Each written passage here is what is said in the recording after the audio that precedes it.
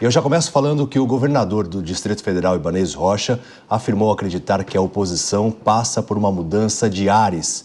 Para ele, ainda que Jair Bolsonaro siga um cabo eleitoral relevante, o pedido de indiciamento por suposta tentativa de golpe de Estado acabou minando sua chance de participar da eleição de 2026. O governador, que tem feito críticas à gestão de Lula, disse que o petista faz um terceiro mandato preguiçoso, entre aspas. Relaciona-se mal com a classe política e deveria desistir da reeleição para preservar a sua biografia. Por fim, Ibanez afirmou que os partidos de centro-direita precisarão se unir para fechar um nome com chance de vencer no pleito presidencial, destacando Tarcísio de Freitas. Porém, ele afirmou que esse candidato ainda não surgiu.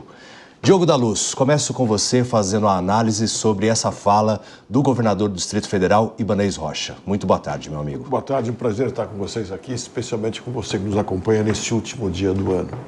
Eu concordo em parte com o que disse Ibanez. Me parece que realmente o Bolsonaro não será candidato de fato em 2026, mas muito provavelmente, na minha opinião, vai registrar sua candidatura, mesmo que venha a ser condenado, porque ninguém é impedido de registrar um pedido de candidatura. Pode ser negada depois. Basta lembrar que o presidente Lula fez isso em 2018, esperou até a negativa do Tribunal Eleitoral. O que, no caso de Bolsonaro, se apresentar o seu pedido, provavelmente a negativa virá em final de agosto ou início de setembro. E aí ele não será candidato. Mas eu fico me perguntando, será que Ibanez é a pessoa certa para liderar esse discurso, liderar esse entendimento entre os candidatos? Eu tenho a impressão que, dentre todos os possíveis candidatos, ele é dos menos relevantes. Dias Peixoto, diante dessa fala do Ibanez, muitos destaques a gente pode trazer em relação também à fala sobre o Tarcísio de Freitas, que seria o nome mais preparado, mas o próprio Tarcísio já se colocou como possível candidato a governador de São Paulo, novamente numa tentativa de reeleição.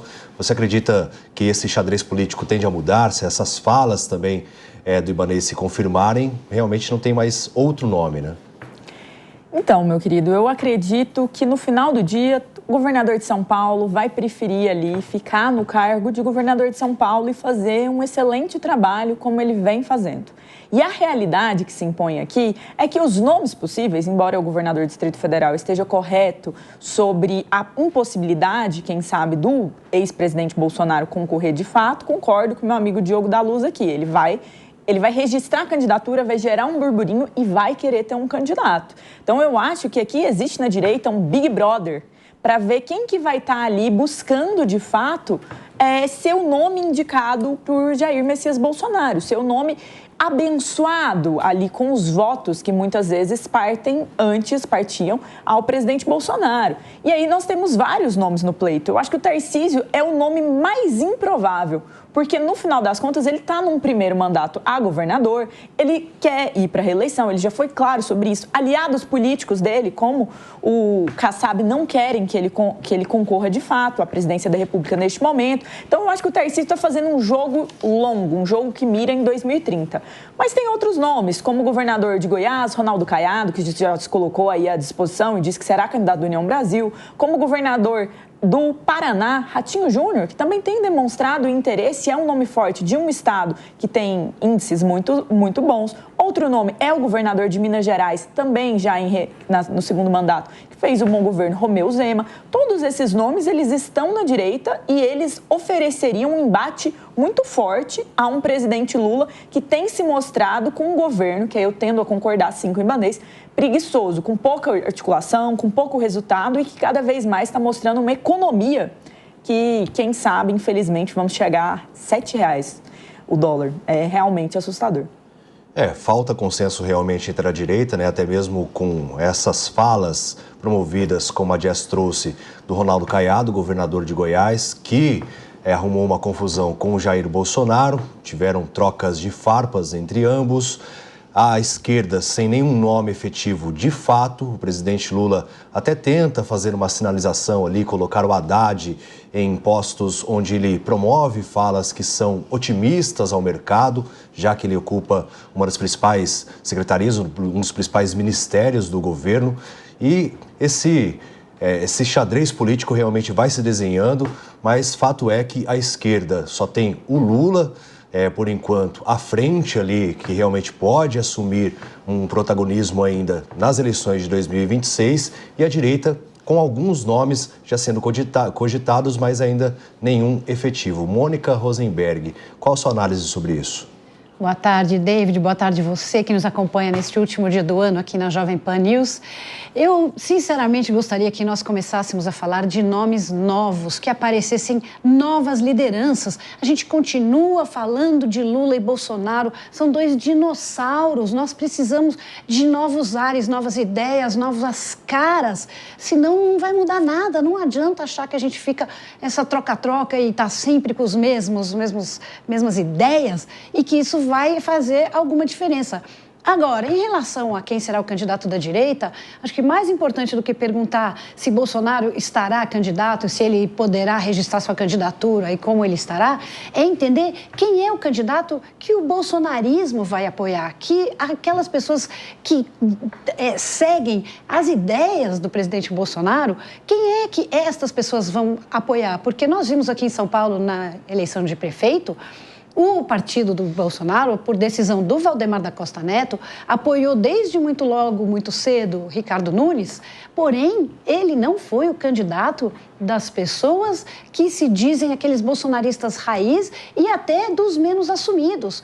No final, houve o nome do Ricardo Salles, que surgiu com muita força, e no final essas pessoas estavam pesadamente com o Marçal. Então, é preciso entender quem é o candidato que vai mobilizar este movimento, estes eleitores e este lado da direita que é muito engajado, que é muito ativo e que faz sim a diferença na eleição. A Mônica bem lembrou sobre o fato das eleições municipais, onde Bolsonaro apoiou o Ricardo Nunes, mas não se colocou muito à disposição em apoiá-lo, né? Até houve uma certa sinalização ao Pablo Marçal diante do fenômeno que ele criou também nessas eleições municipais, quase indo para o segundo turno com o Guilherme Boulos, candidato do PSOL, que era o representante da esquerda, né? Apoiado também pelo PT. Rodolfo Maris, o que você tem a dizer sobre a fala do Ibanez Rocha, sobre esse governo do Lula, que, segundo ele, é um governo preguiçoso, e esse protagonismo da direita? Quem que deve ser o grande protagonista nas eleições de 2026 para a presidência da República? Bom, boa tarde a todos, boa tarde a você aí em casa que está nos assistindo.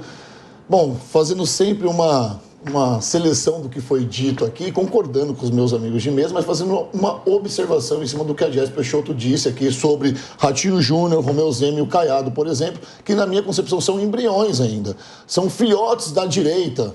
Nós estamos vendo agora um erro grotesco do ex-presidente Jair Messias Bolsonaro, que não passa o bastão. A questão é, mesmo ele podendo se inscrever ali, podendo ser candidato, né, no sentido figurado, porque ele não está proibido de se candidatar, a questão é que ele está inelegível, mas ele não passa o bastão. E nós vimos um líder também, nós estamos chegando aqui um líder da direita, da esquerda, que também não passa o bastão. Quem são as pessoas da esquerda se a gente tirar o Lula? E quem são as pessoas da direita se a gente tirar o Bolsonaro? Ainda sim são embriões, são pequenos líderes da direita que não têm uma grande relevância nacional. Zema, eu não acho que o Zema vem com força para talvez ser o candidato à presidência de 2026. Eu também não vejo, por exemplo, o Ratinho Júnior vindo com força para ser o candidato de 2026. O que nós poderíamos ver talvez seja o Tarcísio, porque São Paulo é, de fato, a vitrine do Brasil. E o nome do Tarcísio ganha muita força como o nome da direita. Mas, desde 89, quando o Collor de Mello foi presidente, nós não temos um governador que sai da sua cadeira para ser presidente, o que eu acho que vai ser um erro fatal. E ele entendendo isso como um erro fatal, ele não vai deixar a governança de São Paulo. E sobre o Ibanez dizer que nós temos uma política que hoje preguiçosa, ele foi muito assertivo no que ele disse. Diogo da Luz já levantou o dedinho, pediu a palavra, agora não sei se é para discordar ou concordar com os colegas de mesa. E é isso que a gente vai descobrir agora, Diogo. Não, nem tanto discordar ou concordar, mas uma coisa que me veio à cabeça aqui. O que o Ibanez quis dizer? A gente sabe que político não fala de alegre, não fala assim como nós sentados numa mesa conversando naturalmente. Porque a centro-direita, como ele se refere, tem um candidato no momento já anunciado, autoanunciado, que é Ronaldo Caiado.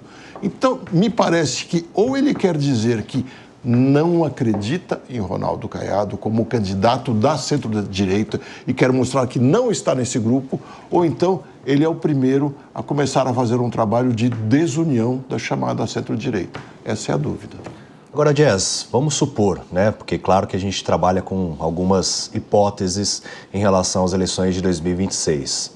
Se o Ronaldo Caiado decide realmente, ele que se diz da direita raiz, que realmente sempre foi da direita e tudo, até houve aquela fala, né, naquele entreveiro que ele teve com o Bolsonaro querendo atribuir ele que ele seria da esquerda. Até houve essa fala em relação do Jair Bolsonaro contra o Ronaldo Caiado.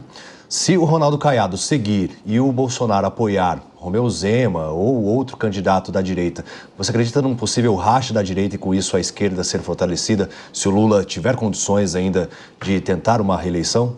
Acredito e eu acho que isso é provável de acontecer. Aqui cabe uma coisa que falta muito nos políticos brasileiros, que é a noção de sacrifício e serviço.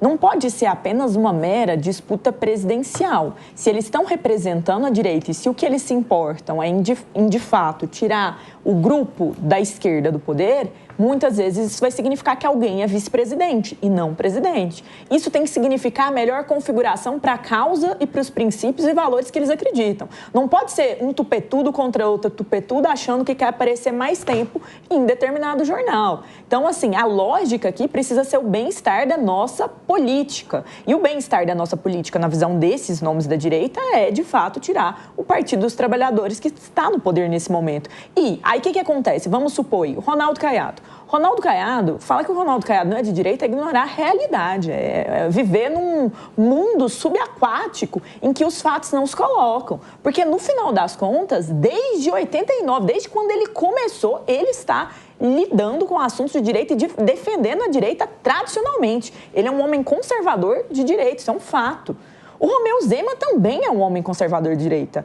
Se a gente pega, o próprio Tarcísio de Freitas também é. Então não pode ser uma briga no sentido que muitos momentos nós vimos no país de achar que o único nome na direita brasileira possível é o nome que talvez não esteja disposto, em termos legais e jurídicos, a estar buscando esse pleito, que é do presidente Jair Bolsonaro. E aqui cabe escolher o candidato mais viável. Muito se fala sobre a possibilidade de ser, às vezes, um parente próximo dele, um dos filhos. Isso tem que ser discutido e eu acho que isso vai ser discutido, mas os partidos precisam chegar a um consenso e os nomes precisam chegar a um consenso para não dividir voto, porque o Brasil é uma eleição de rejeição, porque o segundo turno é isso. Então, no final das contas, se a gente vai e a gente divide os votos, a gente corre um risco muito grande mesmo de fragmentar apoio político no primeiro turno, porque vai um candidato atacar o outro. E aí, em vez de se unir em torno de uma causa, a gente fica e cai nos mesmos de sempre. E eu acho que isso é um problema de fato.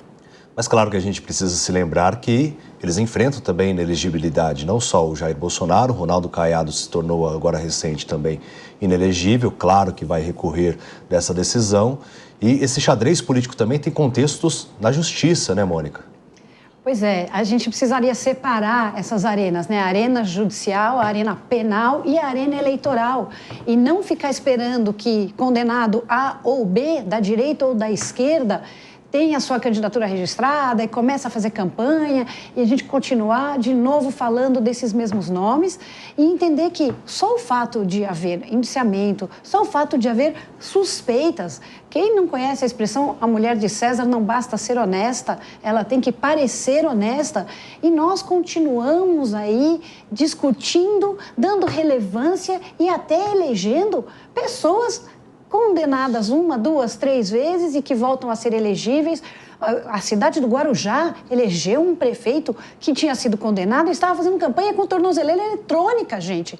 Então, é uma coisa que nós, brasileiros, como eleitores, temos que entender. Não precisa esperar a justiça dar uma decisão, até porque, às vezes, ela é um pouco arbitrária. Nós sabemos que o nosso sistema judicial tem se excedido ligeiramente. Nós, como eleitores, temos que nos antecipar e não dar voto, nem apoio, nem relevância para quem esteja envolvido com qualquer tipo de suspeita, qualquer tipo de escândalo, qualquer tipo de corrupção, fraude, uso de dinheiro público. A Jess falou lindamente que os nossos políticos precisam pensar no bem comum, precisam pensar no bem da população, Mas quem são que estão pensando nisso?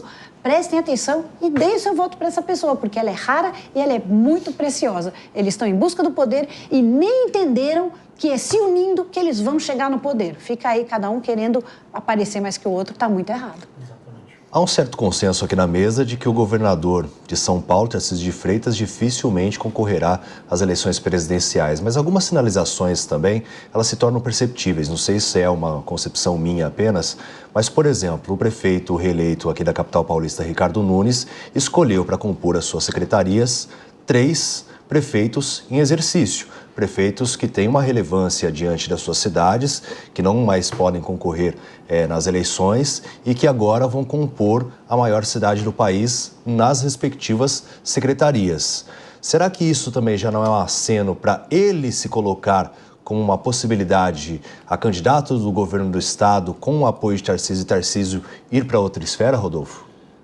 É uma pergunta que talvez não tenha uma resposta exata, porque na política pode acontecer tudo. Olha o que aconteceu de 2 anos para cá no Brasil, Deltan Dallagnol, Ricardo Salles, que eram nomes significativos da direita, que foram tirados no tapetão. Ricardo Salles, que foi ministro do governo Jair Bolsonaro, foi tirado de última hora da Prefeitura de São Paulo, a concorrer, né, ao pleito de São Paulo.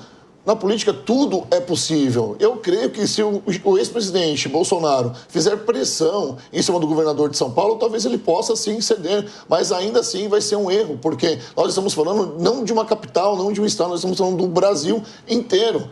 E eu afirmo aqui o que eu disse na minha primeira narrativa, no seguinte: nós pecamos, os presidentes, os líderes pecam em não fazer ali o seu discipulado. Quem são os seus sucessores? A gente está sempre na mesma. Desde 2001 só se fala em Lula, Lula, Lula, Lula, Lula. Depois o sucessor de Lula foi Dilma Rousseff, que foi impeachmentada. Depois veio Michel Temer. A gente entra na era da direita e nós estamos se estendendo com essa era da direita. Bolsonaro, mas cadê um novo líder da direita? Eu acho que é justamente sobre isso. Eu falei que o Bolsonaro peca em não ter ali o seu sucessor, assim como o Lula também peca e não tem o seu sucessor. Basta ver que o vice-presidente da República é o Geraldo Alckmin. Será que o Geraldo Alckmin vai vir para o próximo pleito em 2026? Será que ele vai surgir como um aliado da esquerda? Esse é o jogo político e a gente tem que esperar para ver o que vai acontecer.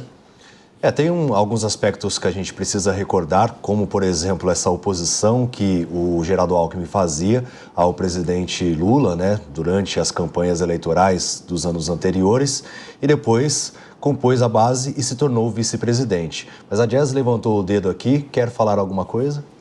Sim, então, esse ponto do meu amigo Rodolfo é muito interessante. Mas quando a gente olha para a lógica da renovação política, a direita tem até mais nomes, então são mais nomes possíveis mesmo. Agora, quando nós olhamos para a esquerda, eles estão desesperados. E por que eles estão desesperados? Porque situações emergenciais e médicas, como a do presidente Lula, abrem ressalva para quem nós teríamos caso o presidente Lula não quisesse ou não pudesse concorrer. E aí, esse vácuo de liderança faz toda a diferença. Vou te dar um exemplo. Eles apostaram no Guilherme Boulos, que aqui em São Paulo passou uma vergonha gigante, com um investimento astronômico, com resultado majoritariamente até pior do que na eleição passada. Ou seja, se ele não consegue aqui em São Paulo, imagina as propostas do Boulos, que está num país, querendo ou não, mais conservador a nível nacional. Muito improvável. E a outra opção é o ministro Haddad, que neste ano ficou marcado por memes, abre aspas, de taxade. Então, a lógica da esquerda, muitas vezes, é de não ver nenhuma possibilidade além do presidente Lula. Até um nome que se falava no começo desse governo era agora ministro do Supremo, Flávio Dino, que é uma figura carismática, fala muito bem, já foi governador de fato, é um político de carreira, mas que agora não tem mais esse interesse nem essa possibilidade, tendo em vista que está no Supremo Tribunal Federal. Então a esquerda fica a ver navios quando a gente discute aqui as possibilidades de quem estará no lugar. A direita tem várias opções, até mais além, assim, do que a gente está falando aqui, os próprios filhos do presidente, há quem diga a ex-primeira-dama Michele Bolsonaro, mas, assim, a esquerda está carente mesmo de lideranças nacionais. Lula é, de fato, único, e o fato dele ser único ao longo de toda essa carreira dele na política enterrou muitas lideranças. Será que alguém no centro poderia se colocar mais à esquerda em relação a essa composição política, Diogo da Luz? Acho muito difícil nesse momento, David. Concordo plenamente com a Jess quando ela traz essa questão sobre a saúde do Lula. Vai estar boa o suficiente para ser candidato à reeleição ou não? E depois, ele vai ter força para isso, mas eu acho que mesmo ele sendo ou não sendo, o problema da esquerda é outro e ainda maior, é a economia. Se a economia estiver indo bem, a esquerda terá muita força, seja quem for o candidato, basta que o Lula diga, ele vai me suceder na próxima vez. Se a economia estiver indo bem, quando eu falo economia bem, é o bolso do cidadão. Se no final do mês estiver sobrando dinheiro, depois das compras, de pagar as despesas e tudo, ele provavelmente vai votar em quem o Lula sugerir. Se não, como me parece que a economia está caminhando para dias muito difíceis, a esquerda vai ficar num beco sem saída. E sobre o Tarcísio que você trouxe no início, David, eu acho que ele não tem a menor chance de ser candidato por conta do Bolsonaro. Como eu disse, eu acho que o Bolsonaro vai registrar a sua candidatura ou, no mínimo, vai insistir em estar na possibilidade de ser um candidato até o momento mais distante possível. E Tarcísio, dada a sua vinculação com o Bolsonaro, não pode se opor a ele. Não pode dizer, não, serei eu. E, de outro lado, o governador do estado de São Paulo não pode jamais abrir mão da possibilidade de reeleição aqui em São Paulo para ficar numa fila de espera vendo se Bolsonaro abre espaço ou não abre espaço.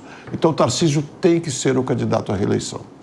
Agora, tem uma coisa também, né? Porque o Bolsonaro, apesar de ter muitos apoiadores, ser um importante cabo eleitoral, tem muitas pessoas que têm aversão a ele.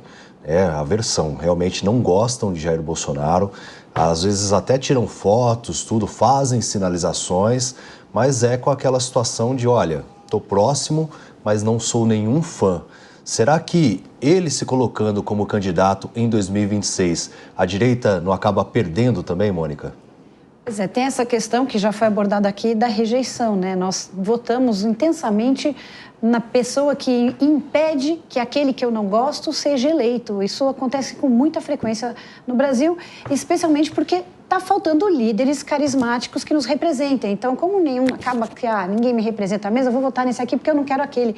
E esse fenômeno da rejeição foi muito forte em relação ao presidente Bolsonaro e também é muito forte em relação ao presidente Lula. Eu vi pessoas que votaram em Bolsonaro em 2018 e aí, em 2022, estavam malucas. Eu sou Lula. Eu dizia, mas você não estava com o Bolsonaro, a gente estava lá combatendo a corrupção. Ah, não, mas eu não gostei porque ele fez A, B, C, D. E aí a pessoa virou Lula, quer dizer, não percebe a maluquice de uma virada de chave desse porte e que não faz nenhum sentido. Precisamos, de novo, despersonalizar, entender que essas pessoas representam ideias, representam grupos. Você não faz nenhum sentido votar Bolsonaro numa eleição e Lula na outra, mas eu conheço gente que fez isso, pessoas inteligentes, advogados. Então, esse movimento muito emocional do eleitor brasileiro é que nos ameaça. E aí, outra coisa, eu gostaria que a gente saísse dos extremos, né? Que houvesse um nome de centro-esquerda, por exemplo, Romeu Zema e uma Simone Tebet na esquerda, que é uma mulher, é uma esquerda mais lúcida, uma pessoa que vem do agro. Isso reduziria a rejeição, porque são nomes com menos rejeição, assim como o Tarcísio também é um nome com menos rejeição. E aí, quem sabe, a gente teria uma eleição onde a gente consegue votar em alguém que a gente gosta e não naquele que a gente odeia menos. Pois é, você citou a Simone Tebet, eu não consigo me recordar, vou pedir ajuda aqui da mesa. Tem um evento extremamente importante, um anúncio importante, onde ela não estava presente. E aí estava fazendo a assinatura de um livro que ela lançou. Você se recorda, Jess? Eu não consigo me recordar agora, mas a produção vai buscar essa informação. Mas assim, esse protagonismo também no governo Lula, ela não teve, né, Rodolfo? Não teve. Foi uma surpresa, na verdade, ela assumir essa pasta do desenvolvimento, porque ela era... Desenvolvimento, tá certo, né? O Diogo da Luz me deu uma olhada aqui agora. Eu falei, por favor, professor Diogo, eu já olhei assim do desenvolvimento. Então, eu tô correto aqui no que eu tô falando. Foi uma surpresa ela assumir essa pasta. Ela estava ali no embate, né, político, ela teve quase 5 milhões de votos, salvo engano aqui. Foi bem votada, na verdade. E a Mônica trouxe um nome que talvez não estaria na mesa, essa carta da Simone Tebet. Mas o que eu quero dizer com a Simone Tebet aqui, e só para fechar o meu raciocínio, é que ainda não existe um nome da esquerda. Pode vir uma mulher como a Simone Tebet, pode vir um Romeu Zema, mas são ainda pessoas que não configuram no Brasil com uma força extrema. Precisa ainda se levantar líderes, né? Como a Jess trouxe aqui, a direita ainda é bem beneficiada com esses nomes novos. Nicolas Ferreira, por exemplo, que é um deputado, foi o deputado mais bem votado do país e está se levantando como um grande nome da direita, talvez um futuro presidente, por que não? A gente não sabe. Contrapartida, nós não temos uma liderança da esquerda tão jovem assim. Basta assistir as próximas cenas aí, porque 2025 com certeza vai ser um ano emblemático para o Brasil. Bom, eu acabei pesquisando aqui, a Simone Tebet ficou de fora do anúncio do corte de gastos, que nem foi um corte tão expressivo assim, mas ela ficou de fora, estava lançando o livro dela, O Voo das Borboletas. Você se lembra disso, Jess? Então, foi o único corte real que teve naquela coletiva, né? O da Simone, que não estava presente. Mas, piadinhas à parte, essa lembrança aí da Simone Tebet, da ministra, em relação a essa situação é muito boa, David. Porque, no final das contas, quando a gente olha para a composição ministerial, qual que é uma forte crítica que o governo Lula, o governo federal, tem sofrido nesse último ano? E desde o começo, mas especificamente nesse último ano. Que a composição dos ministérios, ela tenta privilegiar partidos diversos, visões diversas, para formar uma coalizão que governe o país. Isso é mais comum no parlamentarismo, que é um sistema que, infelizmente, o Brasil não adotou. Faço aí parte do time Volta ao Parlamentarismo, né? Sou uma entusiasta. Saudades do que nunca houve. É, exato. Mas, assim, aqui a gente tem uma situação que por ter essa composição em que os principais ministérios são de pessoas muito próximas e nomes de confiança políticos, como o ministro Padilha, o ministro Haddad e tantos outros, como o próprio ministro Dino antes, como agora o ministro Ricardo Lewandowski, o governo... O escalão A do governo federal é composto só dos aliados próximos que já jogam no mesmo clube, que já são amigos de longa data. E acaba que vários outros partidos, como o próprio União Brasil se sentiu desprivilegiado em muitos momentos, como o próprio MDB se sentiu desprivilegiado em vários momentos, e tantos outros partidos que têm muita força política no Brasil. Então, por conta disso, alguns ministros ficaram mais apagados. É o caso da Simone Tebet, que é uma pessoa que teve uma votação expressiva e que não foi valorizada. E que agora não se coloca tão como defensora e à frente de determinadas situações desse governo, possivelmente por discordância. Vocês acham mesmo que ela perderia um anúncio tão importante por um lançamento que poderia ser reagendado?